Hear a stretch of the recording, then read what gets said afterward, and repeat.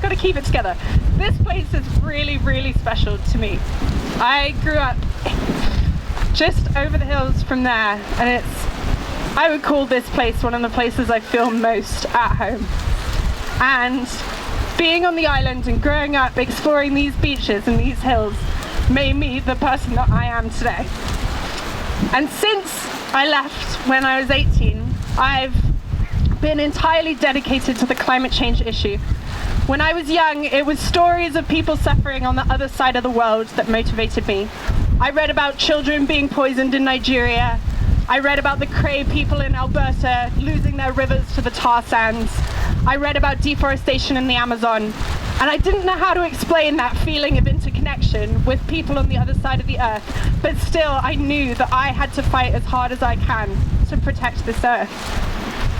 And since then, I've been a climate change activist for the past, I don't know, you could say my whole life, but a lot of years. And I spent last year traveling for 6 months in 11 countries on my way to the Paris Climate Change Conference. And along my way, I was gathering stories of people just like all of us, people, regular people who are fighting fossil fuels in their communities and implementing solutions. And over again, I was bowled away by the courage and the resilience of people fighting on the front lines for the places that they love, for their own families, for their health and their future. And I'd never had that before. I'd never felt a threat to my place. And I got to Paris, and I was working inside the UN with groups of young people from all over the world. And I sat there with a young man from the Marshall Islands, whose entire country is 1 meter above sea level. And I heard him describe how he was there for his nephew, because his nephew will not live his life on the islands that his family has been on for generations. And I stood with young people from Nepal and heard them describing their glaciers melting and the lack of water in their communities and people having to live the towns they've lived in for generations. And it was really, really hard. What happened at the UN was a historic moment for international diplomacy. We have an agreement from 200 countries that climate change is an issue. But that's just the start. The biggest message out of Paris was that what's going to keep fossil fuels in the ground isn't some piece of paper from Paris, it's us. We are going to keep fossil fuels in the ground. Those of us that love the places that we do.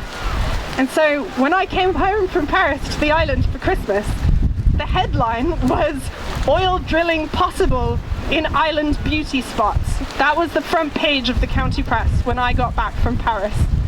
And the ground dropped out from under me. Like, what? Like, this place? Absolutely not. No way. And I've felt that way about places around the world.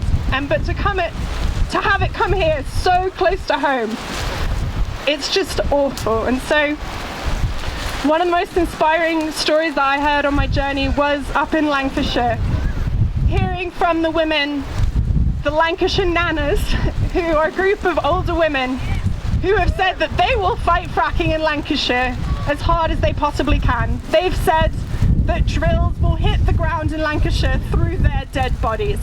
And I'm willing to make that same commitment here on the Isle of Wight. Thank you.